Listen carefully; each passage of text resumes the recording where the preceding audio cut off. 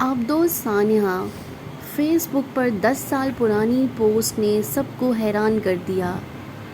Face بک پر سال 2013 میں کی جانے والی ایک پوسٹ وائرل ہو رہی ہے جو ٹائٹن آبدوز کے زیر آب لاپتہ سانحے سے ملتے جلتے خوفناک خواب سے ملتی ہے۔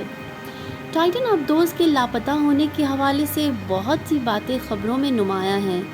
مشہور کارٹون سیریز دی سمپسنز کی ایک پیشگوئی کی تحقیق سامنے آنے کے بعد کچھ اسی طرح کا ایک اور معاملہ 10 سال پہلے ایک فیس بک پوسٹ پر بھی سامنے آیا تھا، جس کو سوشل میڈیا صارفین آبدوز سانحے سے مماثل قرار دے رہے ہیں۔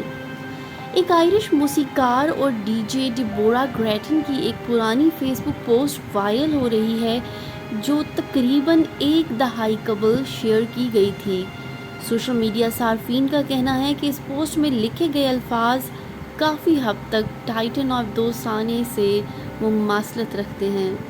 مذکورہ پوسٹ 1 نومبر 2013 کو کی گئی تھی، جس میں ڈیبورا نے خواب کے بارے میں بتایا کہ میں نے خواب میں دیکھا ایک ارب پتی شخص ماضی میں ڈوب جانے والے ٹائٹینک کا ملبہ دیکھنے کے لیے آبدوز کا سفر کرتا ہے۔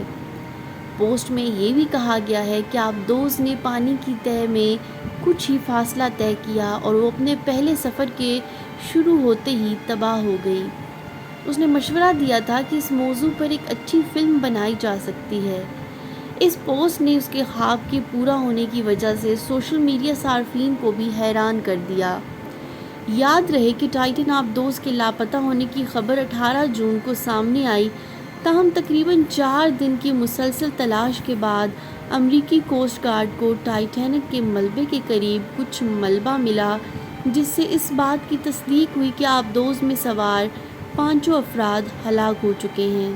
اس واقعے میں اس خواب سے متعلق کئی مماثلتیں موجود ہیں جو ڈیبورا نے 10 سال پہلے دیکھا تھا۔ ایک صارف نے لکھا ہے کہ یہ ٹائٹینک 2 ہے، کبھی سوچا بھی نہیں تھا کہ اس کا سیکول بھی ہوگا۔ واضح رہے کہ بحر اوقیانوس میں ٹائٹینک کی باقیات دیکھنے کے لیے جانے والے سیاحوں کی لاپتہ آبدوز ٹائٹین کا ملبہ ملنے کے بعد آبدوز کی مالک کمپنی اوشن گیٹ نے اس میں سوار 2 پاکستانیوں سمیت 5 افراد کی موت کی تصدیق کر دی ہے۔ امریکی بحریہ کے ایک سینئر اہلکار نے دعویٰ کیا ہے کہ بحر اوقیانوس میں گم ہو جانے والی آبدوز ٹائٹین لاپتہ ہونے کے فوراً بعد ہی تباہ ہو گئی تھی۔